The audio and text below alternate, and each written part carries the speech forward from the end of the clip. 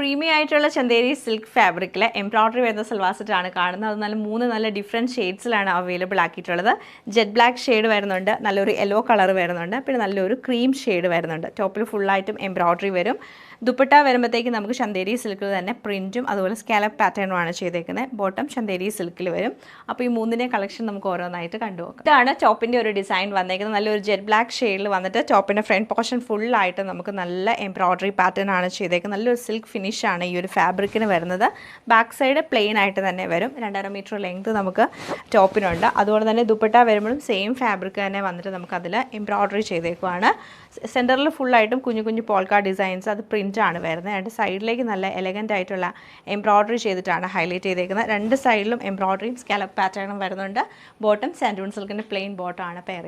ഇത് നമുക്ക് നല്ലൊരു യെല്ലോ ടോണിലാണ് വരുന്നത്. യെല്ലോ ആൻഡ് പിങ്ക് കളർ കോമ്പിനേഷനിൽ സെയിം പാറ്റേൺ ആണ് ഈ സൽവാർ സെറ്റിൽ വന്നേക്കുന്നത്. നല്ലൊരു പിങ്ക് ടോണിലാണ് ഈ ഒരു സൽവാർ സെറ്റ് വരുന്നത്. നല്ല രസമാണ് ഈ ഒരു പാറ്റേൺ. നമ്മൾ നേരത്തെ കണ്ട ഒരു സെയിം പാറ്റേൺ തന്നെ എംബ്രോയ്ഡറി കുറച്ച് നല്ല എംബോസ് ചെയ്തിട്ടാണ് ഇതിൽ നിൽക്കുന്നത്. എല്ലാ സെറ്റിലും എംബ്രോയ്ഡറി എംബോസ് ചെയ്തിട്ടാണ് നിൽക്കുന്നത്.